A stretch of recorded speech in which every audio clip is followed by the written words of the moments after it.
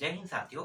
इस वीडियो में मैं आप लोगों को बेसिक गणित के बारे में बताऊंगा और बेसिक गणित वाले जो टॉपिक है इसमें चतुर्भुज के बारे में बताऊंगा।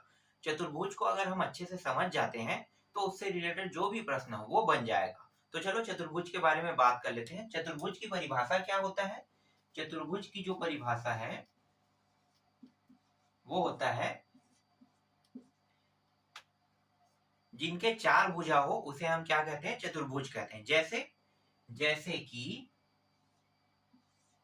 ये क्या है? ये एक चतुर्भुज है। अब चतुर्भुज के चार भुजा होते हैं और चारों भुजाओं को ध्यान से देखने पर इसके कितने कोण बनते हैं?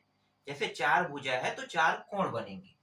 पहला कोण यहाँ पे, दूसरा कोण यहाँ पे, तीसरा कोण यहाँ पे और चौथा कोण यहाँ पे बनेगा।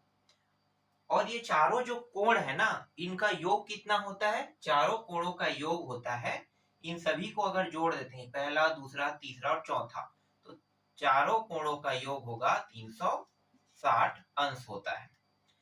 हम इस वीडियो में बात करने वाले हैं पूरा बेसिक टॉपिक के बारे में कि एक चतुर्भुज जो है उससे सूत्र का निर्माण कैसे होता है। अधिकतर हम देखते हैं कि सूत्र का जो निर्माण है उसे हमें रटना पड़ता है। मैं अधिकतर देखा हूं लोगों को रटते हुए, जबकि रटने की आवश्यकता ही नहीं है। सूत्र को बहुत आसान होता है। आप चित्र देख के ना सूत्र बना सकते हो। कैसे? देखो अभी मैं आपको सिखाता हूं। ये जो है एक चतुर्भुज है और ये किस प्रकार का चतुर्भुज है? ये जो है ये आयत है। क्या है? आयत।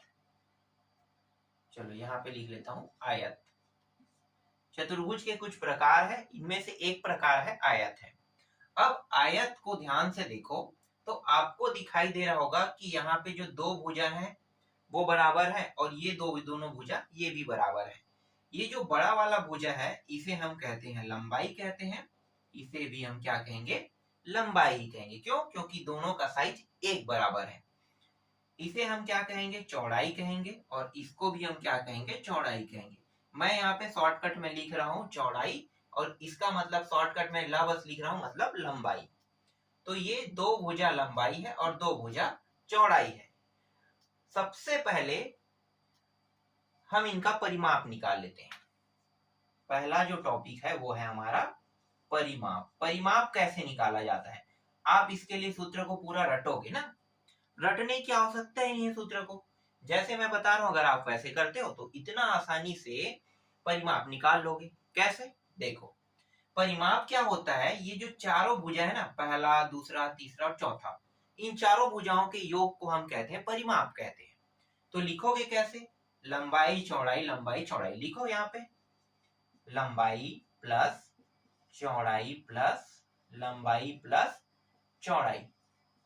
चारों भुजाओं के योग को क्या कहते हैं? परिमाप कहते हैं। ये हो गया परिमाप। अब निकल जाएगा आसानी से। इसे थोड़ा सा हल कर लेते हैं और देखो जो डायरेक्ट सूत्र है ना, कैसे निकला अभी आपको पता चल जाएगा। तो ये लंबाई है, ये लंबाई, दोनों लंबाई है तो दो लंबाई लिखें। बिल्कुल, दोनों को जोड़ोगे तो दो लंबाई होगा। ठीक, एक और दो कितने चौड़ाई है? दो चौड़ाई है। तो दोनों को लिखोगे तो दो क्या हो जाएगा? चौड़ाई। इसके बाद क्या करेंगे? यहाँ भी दो है, यहाँ भी दो है, दोनों में दो है। इसे हम कहते हैं उभयनिष्ठ निकालना कहते हैं। तो क्या करेंगे? कोष्टक के अंदर में जो मान अलग है ना उसे कोष्टक के अंदर लिख देते हैं, जो एक जैसा ना हो। तो यहाँ पे लंबाई और चौड़ाई जो है अलग अलग है, तो ये लंबाई और चौड़ाई अलग अलग है, इसे कोष्टक में लिखेंगे। और जो मान दोनों एक जैसे हैं उसे हम बाहर में इस प्रकार से लिखते हैं। तो ये डायरेक्ट जो सूत्र है ना, आप लोग जो रटते हो ये इसी को ही रटते हो। देख लो, रटने की आवश्यकता हुआ? बिल्कुल नहीं। बस आपने समझा, एक, दो, तीन और चार, चारों भुजाओं का योग किया। योग करने के बाद देखो कुछ हल किए और हल करने के बाद जिस सूत्र को आप रटते हो वो सूत्र बहुत आसानी से यहाँ पे प्राप्त हो गया। अब क्षेत्रफल निकाल लेते हैं। आयत का क्षेत्रफल।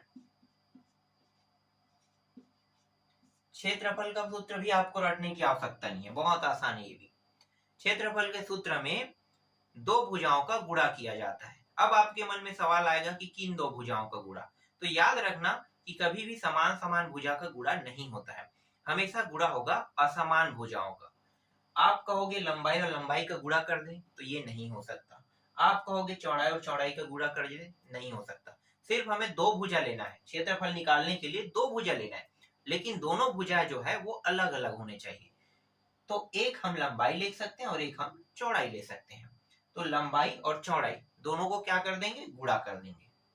तो ये लंबाई गुणित चौड़ाई, यही क्या है, आयत का क्षेत्रफल है। बहुत आसान था, ये भी बन गया।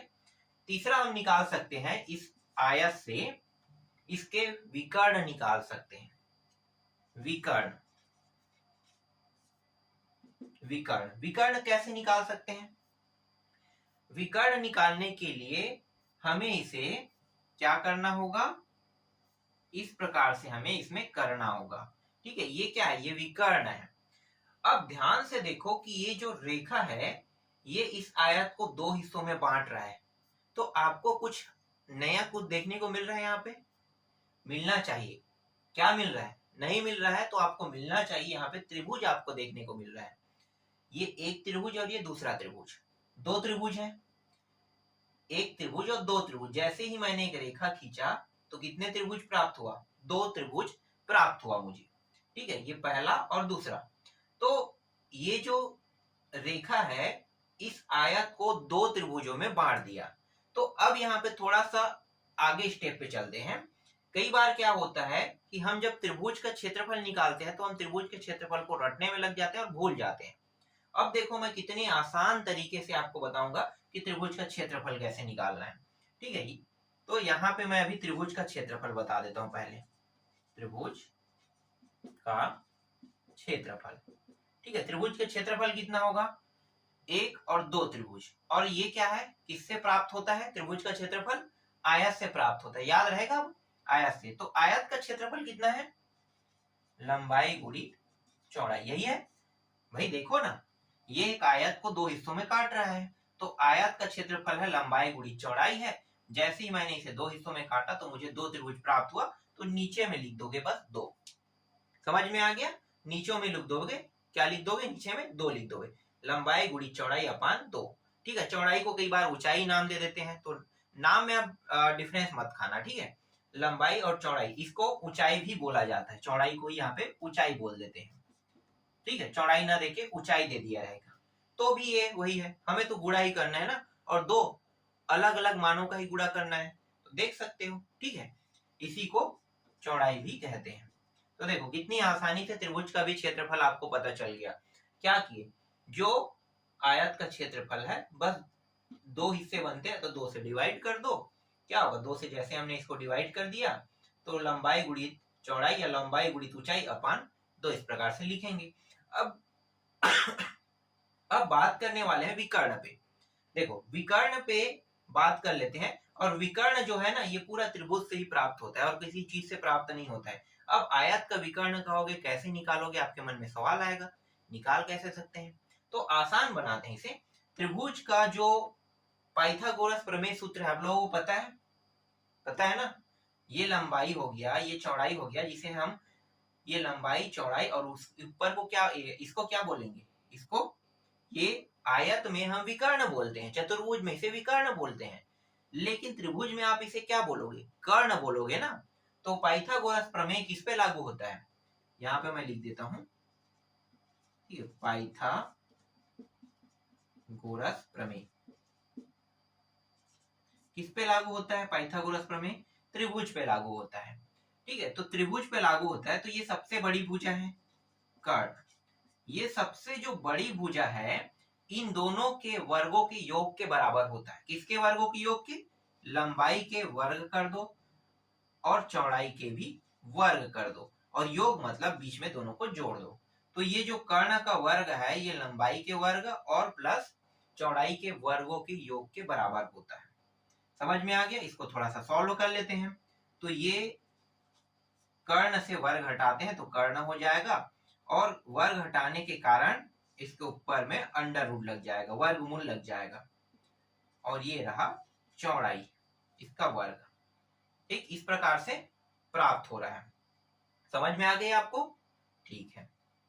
ठीक, अब यही जो कर्ण जो हमें प्राप्त हुआ है ना, ये जो कर्ण है इसमें हम क्या बोलते हैं, त्रिभुज में कर्ण बोलते हैं, और इसमें हम इसे विकर्ण बोलते हैं। तो विकर्ण का मान क्या हुआ, विकर्ण का मान हो गया लंबाई स्क्वायर प्लस चौड़ाई स्क्वायर, विकर्ण का मान है। समझ में आ गया? तो देखो आयत को समझाते समझाते मैंने आपको त्रिभुज के भी सूत्र निकालना समझा दिया। ठीक, समझ में आया? त्रिभुज का एक और त्रिभुज होता है जिसे हम कहते हैं समबाहु त्रिभुज। नॉर्मली जो त्रिभुज मैं अभी बता रहा हूँ ये तो समकोण त्रिभुज है। त्रिभुज के दो प्रकार मुख्य रूप से होते हैं, एक त्रिभुज होता है मतलब समकोण त्रिभुज होता है, एक समबाहु त्रिभुज होता है। ठीक है, समबाहु त्रिभुज और समबाहु त्रिभुज के ही खुद मतलब समबाहु त्रिभुज है उसके भी कुछ प्रकार होते हैं। तो फिलहाल दो ही मुख्य रूप से हैं और बाकी को तो देखेंगे नहीं ना। अब मैं आपको देखो इसे सिद्ध तो करके बता दिया। ठीक है, अब प्रश्न जब बनाएंगे तो इन्हीं सभी सूत्रों का उपयोग करके प्रश्न को हल करेंगे। तो सूत्र अब याद हो गया आपको? ठीक है, सूत्र याद हो गया। चलो याद नहीं हुआ है तो भी हम इसका उपयोग तो कर सकते हैं ना शॉर्टकट तरीके से, मैं आपको सिखाता हूँ। ठीक है, परिमाप कैसे निकालते हैं, क्षेत्रफल कैसे निकालते हैं, विकर्ण कैसे निकालते हैं। ठीक है, ये बाकी जो है ये सब चीज मैं आपको बता दूंगा। ठीक है, तो देखो पूरा सीखते हैं। वीडियो बहुत लंबा होगा लेकिन बहुत मजेदार रहेगा क्लास। मैं थोड़ा भी ना इसे ना फालतू नहीं बनाऊंगा, बहुत इंटरेस्टिंग करेंगे और बहुत अच्छे से सीखेंगे और समझेंगे। एक बार जब वीडियो देखोगे ना तो आपको पूरा डिटेल मिल जाएगा, इसीलिए मैं बेसिक वीडियो लेकर आया हूँ। बेसिक वीडियो से कॉन्सेप्ट क्लियर होता है और बहुत जबरदस्त तरीके से ना जो भी एग्जाम दिलाओ उसमें नंबर बहुत जबरदस्त आता है। तो बेसिक ना हमेशा पता होना चाहिए। जब आपको सूत्र याद ना हो तो हम इस तरह से सूत्रों को ग्रेन कर सकते हैं, याद कर सकते हैं, बना सकते हैं। समझ में आ गया? देखो अब मैं लंबाई का मान रख लेता हूं, यहाँ पे कितना रख सकता हूँ, चलो कुछ भी रख लो, जो भी 5 रख लेता हूँ और चौड़ाई का मान मैं यहाँ पे 4 रख लेता हूँ। ठीक है, तो ये 5 4 ये भी क्या होगा 5 और ये भी क्या हो जाएगा 4 हो जाएगा। मैंने मान रखा। सबसे पहले मैं परिमाप निकालता हूँ। ठीक है, परिमाप, तो परिमाप का सूत्र क्या होता है, आप डायरेक्ट लिख दो ना, इन सभी को जोड़ दो। 5 4 9। ठीक है, तो आप जोड़ सकते हैं 5 4 9, 5 कितना हो गया 9 और ये 5 हो गया 14 और 14 और 4 कितना हो गया 14 और 4 हो गया 18। तो डायरेक्ट उत्तर निकल गया परिमाप में, यहीं से हमने निकाल दिया 18। कुछ दिमाग लगाने की जरूरत पड़ा? मैंने आपको सूत्र इसलिए बताया है क्योंकि कई प्रश्न जो है आप लोग सूत्र से बनाते हो, तो सूत्र बनाने की जरूरत नहीं है। परिमाप पूछेगा तो डायरेक्ट इसका निकालोगे 18 लिख दोगे। जैसे मान पता है लंबाई और चौड़ाई का तो डायरेक्ट मान निकल जाएगा 18। हो गया। क्षेत्रफल निकाल लो, इन दोनों को गुणा कर दो। ये क्या है ना गुणा करने, गुणा कर दो, कितना होगा 5 और 4 गुणा करेंगे तो 20 आएगा। इसका मान भी आ गया 20 आ गया। इतना आसान था। विकर्ण निकाल लेते हैं। विकर्ण देखो कुछ नहीं करना है आपको, इसका वर्ग करना है। तो 5 का वर्ग कितना होता है 25, 4 का वर्ग कितना होता है 16, अंडर रूट के अंदर में था। दोनों को जोड़ दो, कितना होगा ये हो जाएगा 5 5 5 5 10 और 11, 11 के खांसी लाई यहाँ पे 1 2 2 4। ठीक है, इतना हो रहा है 41। तो 41 आ गया इसका विकर्ण। ये अंडर रूट से बाहर नहीं आ सकता तो हम कुछ नहीं करेंगे, अंडर रूट 41 लिख देंगे। सीधी सी बात, कितना आसान था। तो ये साबित मैं कर रहा हूं सबको। देखो जब सूत्र हम बनाते हैं तो सूत्र को डायरेक्ट हम किस तरह से पूरा प्रश्नों को सॉल्व कर सकते हैं ये भी सीख रहे हैं इसमें। अब बात करने वाले हैं वर्ग पे। आया था आप लोगों ने समझ लिया? ठीक है, और समझ में आया होगा टॉपिक। ठीक है,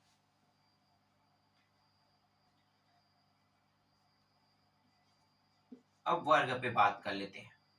वर्ग क्या होता है? देखो देखने पर तो एक जैसा लगता है ना, आयत भी वैसा ही, वर्ग भी एक जैसा है देखने पे। नहीं, देखने पे जरूर एक जैसा लगेगा लेकिन जब बात करते हैं आयत और वर्ग का तो दोनों अलग अलग होता है।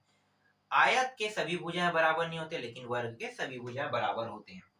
तो जितना ये रहेगा, ठीक है, इसे सभी भुजा बराबर है तो हम क्या लिख सकते हैं ए और ए लिख सकते हैं। हमें कुछ भी लिखने की जरूरत नहीं, ना तो हमें लंबाई लिखने की जरूरत है ना हमें इसमें चौड़ाई लिखने की जरूरत है। क्यों? क्योंकि सभी भुजाएं बराबर है, इसका मतलब हम उसे सभी को भुजा भुजा लिख सकते हैं। ये ए जो है ये भुजा दर्शा रहा है ना, तो हम सभी को क्या लिख सकते हैं भुजा भुजा भुजा या ए सभी को लिख सकते हैं। अब इसका परिमाप क्या होगा? परिमाप 1 2 3 4। 4a निकल गया, आसान था। क्षेत्रफल क्या होगा? क्षेत्रफल क्या होगा? दो जब आयत वाले में थे तब क्या मैंने बताया था कि दो असमान भुजाओं का योग, ठीक है, दो असमान भुजाओं का योग। लेकिन यहां तो हमें पता नहीं चल रहा है कि कौन सा भुजा असमान है, तो क्या करेंगे, किसी के साथ भी किसी का गुणा कर देंगे। हमें दो लेना है सिर्फ, ठीक है, तो हमने क्या किया, इन दोनों को गुणा कर दिया, तो क्षेत्रफल निकल जाएगा। तो क्षेत्रफल निकल जाएगा, दोनों को गुणा करो तो क्या हो जाएगा, ए का वर्ग। आगे इसका भी, इसके बाद विकर्ण निकाल लेते हैं, इसका भी, इसका विकर्ण, ठीक है, इसका विकर्ण कितना होगा, कैसे पता चलेगा? देखो मैं डायरेक्ट यहाँ पे रख देता हूं, a अंडर रूट 2 रख देता हूं। अब मैं इसे साबित करके लाता हूं। आपके मन में सवाल होगा कि a अंडर रूट 2 कैसे लाएं, ठीक है, इसको भी आसान कर लेते हैं।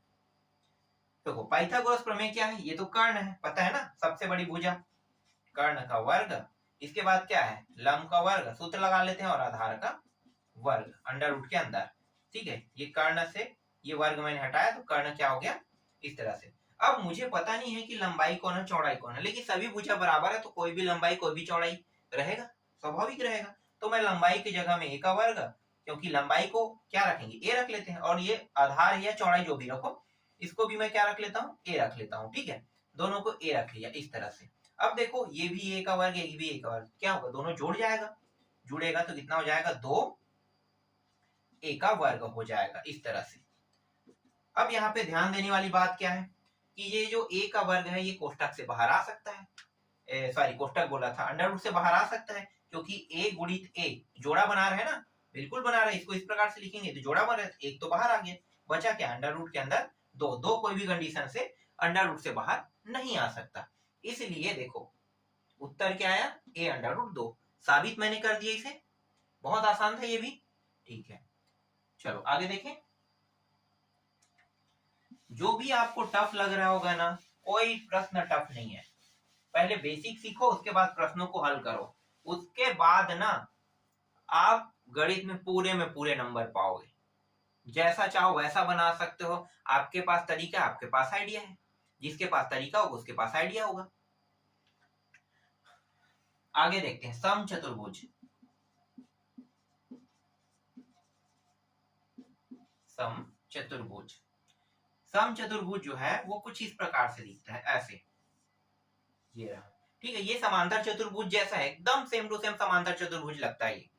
लेकिन समचतुर्भुज में क्या होता है कि इसके भी चारों भुजाएं बराबर होते हैं, ठीक है, चारों भुजाएं। अब यहाँ पे आपको दिखाई दे रहा होगा कि ये दोनों रेखाएं जो हैं वो झुकी हुई है, ठीक है, आप देख सकते झुकी हुई, तो क्या इसे हम चौड़ाई कहेंगे? नहीं, याद रखना चौड़ाई कोई भी कंडीशन में ये नहीं है, यही तो इसमें डिफरेंस है। डिफरेंस ये है कि समचतुर्भुज के सभी भुजाएं बराबर होते हैं, लेकिन ये जो है वो चौड़ाई नहीं है, झुकी हुई रेखा को चौड़ाई नहीं बोल सकते, हमेशा रेखा सीधी होनी चाहिए। तो चौड़ाई कैसे पता करेंगे, तो ये कुछ इस प्रकार से रहेगा, डॉट डॉट डॉट करके रहेंगे, तो चौड़ाई कुछ इस प्रकार से रहता है, ठीक है, ये चौड़ाई होता है। तो ऐसे प्रश्नों में जो हम क्षेत्रफल निकालते हैं ना, वो क्षेत्रफल आसानी से नहीं निकाला जा सकता, ठीक, आसानी से नहीं निकाला जा सकता। तो ऐसे प्रश्नों के लिए क्षेत्रफल निकालने का जो तरीका है वो विकर्ण डिसाइड करता है। ये विकर्ण, ये विकर्ण है, इसे हम एक को D1 कहेंगे और इसको हम D2 कहेंगे, ठीक है, D1 और D2। तो यहाँ पे क्षेत्रफल कैसे निकलेगा, देखो क्षेत्रफल, तो ये जो विकर्ण है ना और ये विकर्ण है, दोनों विकर्णों का वर्ग, तो मैं इसे D1 वर्ग लिखूं गुणित D2 का वर्ग, इन दोनों का वर्ग कर देंगे तो क्या निकल जाएगा, इन दोनों का वर्ग करने पर क्षेत्रफल निकल जाएगा, और यहाँ पे क्या लगा देंगे, नीचे में 2 लगा देंगे, याद रखना D1 का वर्ग गुणित D2 का वर्ग, आपको इस तरह से करना है, D1 का वर्ग गुणित D2 का वर्ग, जैसे ही आप करोगे तो आपका क्या निकल जाएगा, क्षेत्रफल निकल जाएगा। हम इस सूत्र का प्रयोग करेंगे समचतुर्भुज के लिए, ठीक, समझ में आ गया, समचतुर्भुज के लिए हम इस सूत्र का उपयोग करेंगे। अब यहाँ पे परिमाप कैसे निकालोगे, ठीक है, परिमाप, हर चीज अलग हो गया ना यहाँ पे। जो आयत है, जो वर्ग है, वो ये थोड़ा सा उससे अलग हो रहा है। और ऐसे प्रश्न में जब लोग आते हैं ना तो फंस जाते हैं। फंस कैसे जाते हैं? आप नॉर्मल जो है सूत्र लगा दोगे क्षेत्रफल का, क्योंकि जो चतुर्भुज है वो तो आप समझते हो कि आयत ही चतुर्भुज है, या आप समझते हो वर्ग ही चतुर्भुज है। लेकिन बात कर रहे हैं समचतुर्भुज की। तो समचतुर्भुज जब नाम सुनोगे तो आपको क्षेत्रफल लगाना है d1 स्क्वायर गुणी d2 स्क्वायर अपान 2। क्यों ऐसा कर रहे हैं? आपको पता होना चाहिए कि इसकी आकृति में ये जो है ना रेखाएं झुकी हुई है, ठीक है, झुकी हुई है। तो झुकी हुई रेखाओं में कभी भी चौड़ाई नहीं होता है, ये डिसाइड रख, इसे याद रखना, ठीक है। कभी भी चौड़ाई नहीं होता है। तो यहाँ पे चौड़ाई है क्या? नहीं है चौड़ाई। तो आपको पता चल गया कि आपको इसे सिर्फ विकर्ण के माध्यम से ही आपको हल करना है, और विकर्ण के माध्यम से ही हल किया जाता है। परिमाप, परिमाप क्या करोगे? ये जो d1 है d2 है, यही तो इसका परिमाप है, ठीक है। तो यहाँ पे आप लिख लो d1 का वर्ग प्लस d2 का वर्ग, ऐसा बस इतना लिखना है, यहाँ पे प्लस कर देना है, ठीक है। और इसके जो विकर्ण है वो कैसे निकालोगे? ये पूरा सब चीज यहीं पे है। ये परिमाप को ही क्या कर दोगे? अंडर रूट के अंदर ले दोगे। ये रहा परिमाप, बन गया। देखो कितना आसान था ये भी, पूरा यहीं से हमने पूरा बनाया। बाकी हमारे पास कोई भी मान नहीं है, बस समचतुर्भुज देखा, d1 d2 को हमने क्षेत्रफल अपान 2 कर दिया, ठीक है। परिमाप है, इन्हीं दोनों को जोड़ दिए, और विकर्ण है, इनको जोड़ने के बाद क्या अंडर रूट लगा दे तो विकर्ण बन गया। मतलब बहुत आसानी से ये हो गया। और हाँ, एक चीज और है, यहाँ पे 2 भी लगाना है, ठीक है। यहाँ पे 2 भी आएगा, विकर्ण बनाओगे तो नीचे में 2 आ जाएगा, ठीक। तो ये विकर्ण है। आगे देखिए, अब बात कर लेते हैं समलंब चतुर्भुज पे बात कर लेते हैं। समलंब चतुर्भुज, एक चतुर्भुज होता है समलंब चतुर्भुज, जिसकी आकृति कुछ इस प्रकार से है, ऐसी कुछ आकृति होती है, ठीक है। इस प्रकार की आकृति को हम क्या कहते हैं? समलंब चतुर्भुज कहते हैं। अब यहाँ पे देखो ये आकृति भी है, थोड़ी सी क्या झुकी हुई है, तो क्या ये चौड़ाई होगा? मैंने आपको बता दिया कि चतुर्भुज में कभी भी कोई भी रेखा झुकी हुई हो ना, या तिरछा हो ना, तो वो कहीं कभी भी चौड़ाई नहीं हो सकता। तो चौड़ाई क्या है? यहां से इस तरह से आएगा, चौड़ाई से चौड़ाई कहते हैं। तो ये जो है लंबाई है, ठीक है, इसे हम कहेंगे बड़ा लंबाई, क्योंकि दोनों अलग अलग है ना, तो बड़ा लंबाई या बड़ी भुजा कह सकते हो। और ये छोटी, ठीक है, तो छोटा लंबाई लिखो, छोटा लंबाई। बड़े लंबाई को, छोटा लंबाई को ए से, बड़े लंबाई को बी से दर्शा देते हैं, ठीक है, इसे याद रखने के लिए।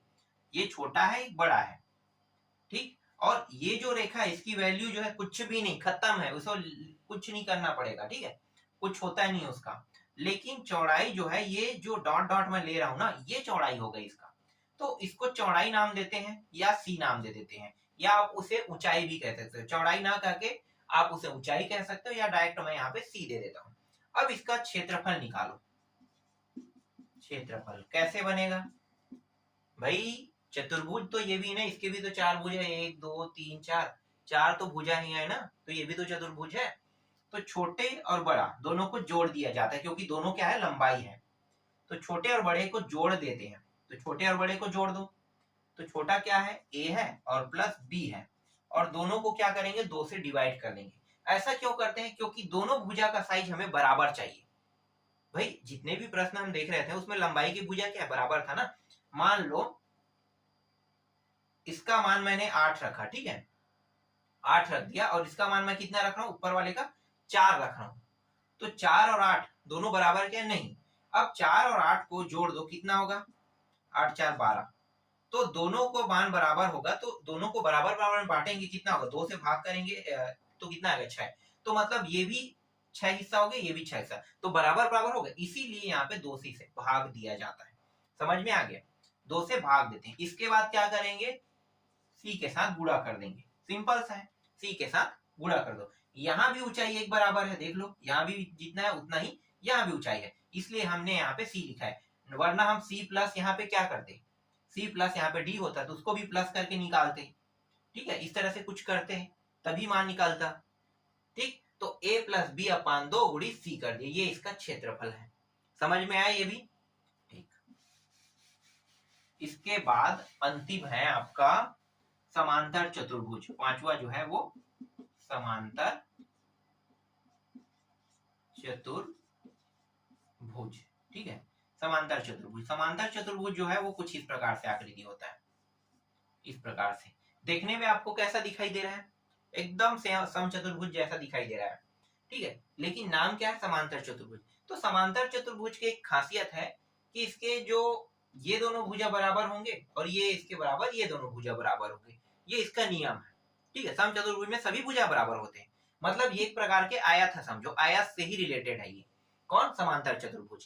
तो यहाँ पे भी देखो, ये जो है वो क्या है? थोड़ा तिरछा रेखा है। तो आपको पता है तिरछा रेखा कभी भी चौड़ाई नहीं हो सकता है, इसलिए आपको क्या करना है? ये वाला जो रेखा है उसको लेना है, ये वाला खत्म है। ठीक है, ये लंबाई हो गया, ये चौड़ाई हो गया। ठीक, हमें दो की आवश्यकता है, तो बस क्या करना है? क्षेत्रफल निकालने की इन दोनों का गुणा कर देंगे तो क्षेत्रफल निकल जाएगा। तो देखो कितने आसानी से मैंने चतुर्भुज को आपको समझा दिया। अब चतुर्भुज से जितने भी प्रश्न है उनको देखेंगे।